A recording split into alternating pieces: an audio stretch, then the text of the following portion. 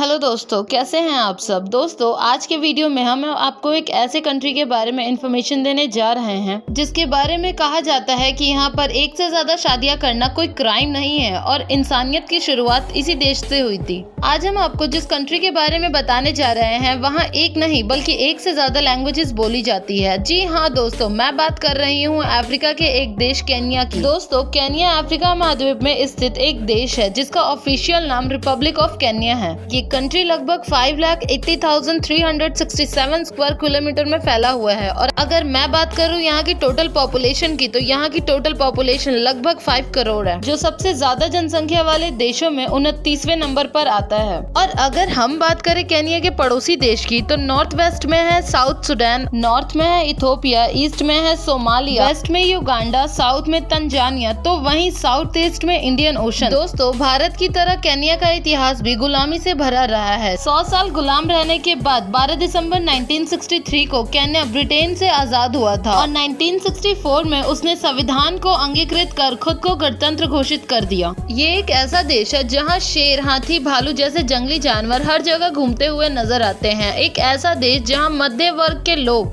यानी middle class के लोग नहीं नजर आते हैं। यहाँ या तो लोग बहुत गरीब होते हैं या तो लोग बहुत अमीर होते हैं। केन्या की राजधानी नैरोबी है और यहाँ का सबसे बड़ा शहर भी नैरोबी ही है। अगर हम बात करें केन्या की करेंसी की, तो केन्या की करेंसी केन्याई शिलिंग है। साइंटिस्टों का मानना है कि इंसानों की उत्पत्ति केन्या में हुई थी क्योंकि इंसानों के सबसे पुराने अवशेष केन्या के गेन हिल्स है जो 70 लाख साल पुराना है। केन्या में 2 आधिकारिक भाषाएं हैं, स्वाहिली और इंग्लिश, लेकिन यहाँ 60 से भी स्थानीय लैंग्वेजेस भी बोली जाती है। केन्या का आधिकारिक भाग जंगलों से घिरा हुआ है। ये देश दुनिया के सबसे हरे भरे देशों में शामिल है। मार्च 2014 में केन्या के संसद में एक मैरिज एक्ट पारित किया गया था जिसमें पुरुषों को कई महिलाओं से शादी करने की अनुमति दी गई थी। जी हाँ दोस्तों, केन्या में कोई भी आदमी एक से ज्यादा पत्नियां रख सकता है। कहने का मतलब ये है कि आप जितनी मर्जी शादियां कर ले, आपकी पहली पत्नी आपको नहीं रोक सकती। और मैं आपको बता दूं कि केन्या में आज भी डाउरी सिस्टम चल रही है जो सदियों से चली आ रही है। इस प्रथा के अनुसार केन्या में शादी करने वाले लड़कों को लड़की वालों को कम से कम 10 गाय दहेज में देनी होगी। दुनिया की दूसरी सबसे बड़ी साफ पानी की झील विक्टोरिया लेक का एक छोटा सा हिस्सा भी केन्या में है। दरअसल ये झील 3 देशों में विभाजित है। केन्या में 6%, युगांडा में 45% और तंजानिया में 49% है। केन्या कॉफी का एक बहुत बड़ा उत्पादक है और इसका अधिकांश आय भी इसी से होता है, लेकिन यहाँ के लोग कॉफी के बजाय चाय और बियर पीना पसंद करते हैं। और दोस्तों, क्या आपको पता है केन्या के एथलीट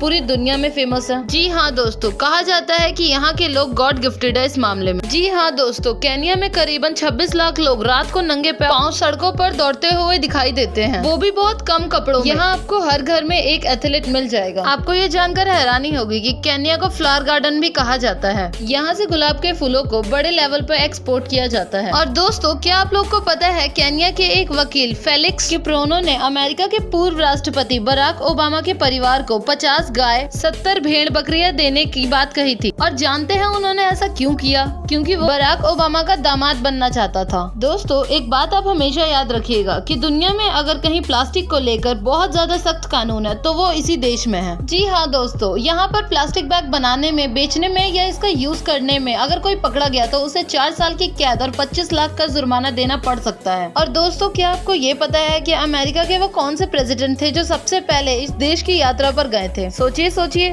दोस्तों, वो कोई और नहीं बल्कि वो बराक ओबामा ही थे और उनके बाद कोई भी अमेरिकन प्रेसिडेंट केन्या के दौरे पे नहीं गए। तो दोस्तों, ये था केन्या। कैसे लगे हमें प्लीज कमेंट करके जरूर बताइएगा और वीडियो को लाइक, कमेंट और शेयर और चैनल को सब्सक्राइब करना प्लीज मत भूलिएगा।